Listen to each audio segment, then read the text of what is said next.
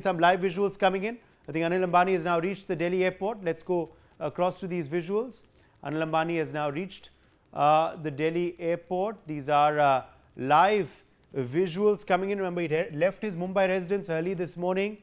Anil Ambani to be questioned today by the Enforcement Directorate. He has arrived in Delhi. Javed Hussain is joining us for more on this story. Javed, Anil Ambani has reached Delhi. How soon is he likely to reach the ED headquarters? और देखिए जानकारी ये मिली कि अनिल अंबानी जो है वो दिल्ली पहुंच चुके हैं और तकरीबन 11 साढ़े 11 के दरमियान वो जो है ईडी के इसी हेडक्वार्टर में, जहां पर जो ईडी का हेडक्वार्टर है वहां पर वो पहुंचेंगे और तमाम ईडी के जो सवाल है, जो बैंक लोन फ्रॉड मामले को लेकर जो ईडी ने इस मामले को लेकर नोटिस दिया है, और इससे पहले लुकआउट जो है नोटिस भी सर्कुलर जारी किया गया था अनिल अंबानी को लेकर। और इसके साथ ही जो यस बैंक का जो पूरा मामला है, जिस तरीके से लोन देने का मामला सामने आया है और किस तरीके से शेल कंपनीज जो है और इसमें कई दस्तावेज़ों को वेरीफाई नहीं किया गया, और इसके अलावा जो लोन है, क्या इस लोन को यस बैंक के ज़रिए, क्योंकि सीबीआई ने भी इस मामले में 2 एफआईआर दर्ज कर चुकी है पहले ही, और इसके अलावा ईडी 3000 करोड़ का जो मामला है, जो बैंक लोन का मामला है, जो पूरा prevention money laundering act section 17 में जो आता है, उसको लेकर ईडी ने नोटिस दिया है। और नोटिस से पहले जो ईडी है उसने अनिल अंबानी से जुड़े हुए उनकी कंपनी की अगर हम बात करें तो 50 लोकेशन पर सर्च ऑपरेशन को कंडक्ट किया गया था, जिसमें 25 लोगों से पूछताछ की गई थी, जिसमें अनिल अंबानी से जुड़े उनके कंपनीज के इंफ्रास्ट्रक्चर, रिलायंस लिमिटेड की बात करें या पावर इंफ्रास्ट्रक्चर की बात करें, तमाम अलग अलग जो कंपनीज हैं उनको लेकर जो है ईडी ने पूछताछ की थी उस वक्त अपने रेड के दरमियान। उसके बाद 5 अगस्त का जो है एक समन किया गया था, एक नोटिस दिया गया था अनिल अंबानी को इन्वेस्टिगेशन ज्वाइन करने के लिए। देखिए इस वक्त अनिल अंबानी के को लेकर जिस तरीके से अनिल अंबानी यहाँ पहुँचने वाले हैं, उसको लेकर जो है दिल्ली पुलिस ने यहाँ पर पूरी तरीके से सिक्योरिटी थोड़ी सी यहाँ पर बढ़ा दी, और सिक्योरिटी को लेकर भी दिल्ली पुलिस यहाँ पर इस वक्त रूटीन चेकिंग के लिए, और जो सीआईएसएफ पैरामिलिट्री फोर्सेस जो आमतौर पर ईडी हेडक्वार्टर की सिक्योरिटी में वो भी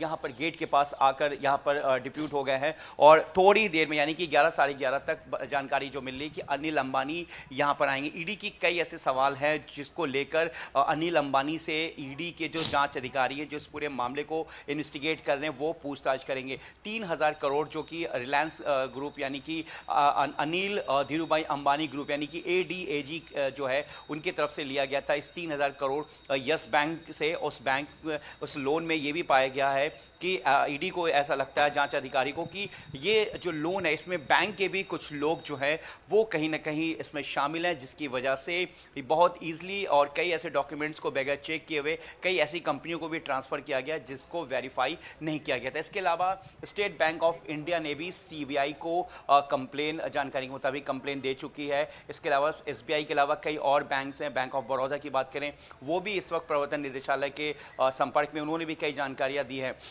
31,500 कुछ के करीब जो करोड़ रुपए जो लोन लिया गया था, जिसमें SBI ने बताया कि उसमें से आधे जो लोन का अमाउंट है वो अनिल अंबानी की तरफ से उनकी कंपनियों के उन लोन को चुकाने में अदा किया गया जो उसके ऊपर पहले से लोन चलते, यानी कि लोन के बदले लोन चुकाने का। उसमें भी कई ऐसे डॉक्यूमेंट्स हैं, कई अनिल अंबानी ग्रुप से जुड़े हुए कई ऐसे उस कंपनी के जो अधिकारीज हैं उनके ऊपर भी है कि कई तरीके से इसमें फर्जीवाड़ा और जो लोन का जो एक अमाउंट उसको बिल्कुल गलत तरीके से मिसयूज़ करना, और इसके अलावा जो किस तरीके से इसमें जो अलग कंपनियां जो है रिलायंस ग्रुप से जुड़ी हुई थी, और जिस तरीके से सर्च ऑपरेशन के बाद रिलायंस ग्रुप का जो अनिल अंबानी से की जो कंपनी है उनके जो शेयर्स है वो 5% से लेकर 7% जो वो डाउन हो गया था। और इसके बाद जो है कहीं ना कहीं जो लोगों के साथ जो इस कंपनी से जुड़े हुए जिनके शेयर्स थे, जो शेयर होल्डर्स थे, इसके अलावा जो इन्वेस्टर्स थे इस कंपनी के और इसके अलावा जो इस कंपनी के जो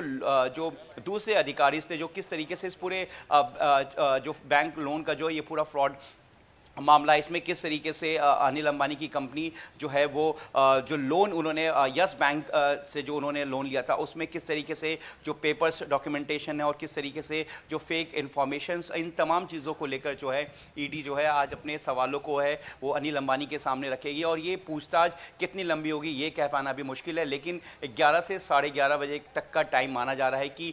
जो अनिल अंबानी है वो यहीं पर पहुँचेंगे और उसके बाद ईडी के सवालों का जो है वो जवाब देंगे। ईडी की तरफ से भी कई ऐसे सवाल होंगे जिसमें एसबीआई का जिक्र होगा, CBI central bureau of investigation में भी इस मामले को लेकर जहां तक जानकारी है कि कई बैंक्स जो हैं उनसे जानकारी उन्होंने सीबीआई से भी इसका साझा किया है, ईडी को भी उन्होंने इसकी इंफॉर्मेशन दी है। जावेद, अब हम बात करते हैं इस पूरे मामले पर। तो इस मामले में ऑलरेडी बीटीपीएल एमडी का अरेस्ट हो चुका है।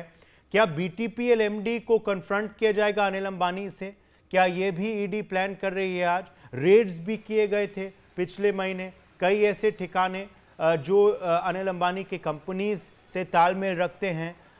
वहां से जो कुछ मिला है क्या उससे भी कन्फ्रंट किया जाएगा अनिल अंबानी को? और देखिए रिलायंस जो अनिल अंबानी का रिलायंस इंफ्रास्ट्रक्चर्स है उसको एसबीआई यानी कि स्टेट बैंक ऑफ इंडिया की तरफ से जो है वो फ्रॉड को घोषित कर दिया गया है। जो जानकारी है जो अभी तक की इंफॉर्मेशन से एसबीआई की तरफ से किया गया है, अनिल अंबानी को भी जो है वो फ्रॉड के लिस्ट में डाला गया है। और सबसे बड़ी बात है कि सर्कुलर नोटिस भी जारी किया गया था इस रेड के ही दरमियान, जिससे कि अनिल अंबानी जो है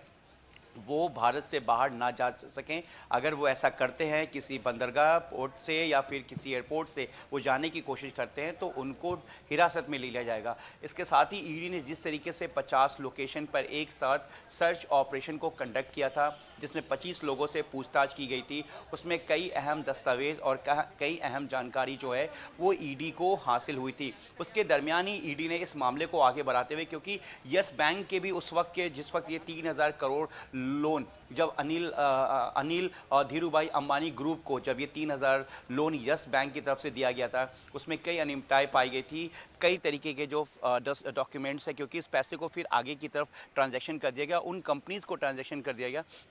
जिनका पूरी तरीके से वेरिफिकेशन नहीं था या वो कंपनियां एग्जिस्ट ही नहीं करती है। तो ऐसे में जो इस कंपनी से जुड़े हुए जो शेयर होल्डर जिन्होंने अपने शेयर को इस मार्केट में लगाया था, इसके अलावा जो इसके इन्वेस्टर्स से जो और कंपनियां जो शेल तौर पर इस कंपनी से जुड़ी हुई थी उनके साथ भी कहीं ना कहीं इस तरीके की पूरे मामले को लेकर जिस तरह से फ्रॉड का मामला सामने आया, तो ईडी ने प्रिवेंशन मनी लॉन्ड्रिंग एक्ट के तहत सेक्शन 17 में इस पूरे मामले की जाँच को उन्होंने आगे बढ़ाया। और अब जैसे कि कई अहम दस्तावेज ईडी के हाथ लगे हैं, कई जिन 25 लोगों के करीब जिनसे पूछताछ की गई सर्च ऑपरेशन के दौरान, उस वक्त भी कई कंपनियों के और कई और दूसरे शेल्स कंपनियों के नाम भी सामने आए। रिलायंस अनिल अंबानी से जुड़े हुए जो अलग अलग उनकी कंपनी इंफ्रास्ट्रक्चर्स की बात करें या पावर की बात करें या फिर रिलायंस कम्युनिकेशन की बात करें, तो कई कंपनियों के नाम सामने आए जिसको कई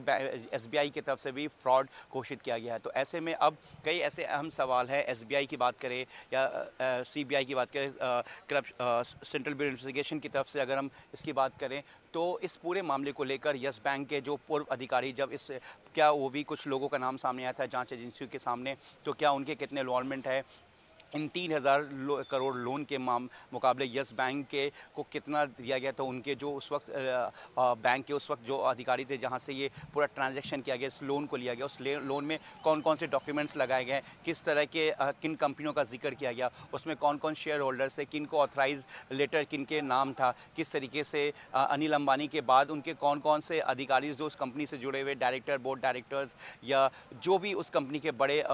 पोजीशन पे थे, उन लोगों का किस तरह से इन्वॉल्वमेंट है। तो तमाम जिस तरीके से ये फ्रॉड का मामला सामने आया, बैंक लोन का जो बैंक फ्रॉड जो मामला पूरा सामने आया, उसको लेकर थोड़ी देर में अनिल अंबानी के पहुंचने के बाद ही जब क्वेश्चन नजर बना के रखें। फिलहाल के लिए जावेद हुसैन बहुत बहुत शुक्रिया हमारे संग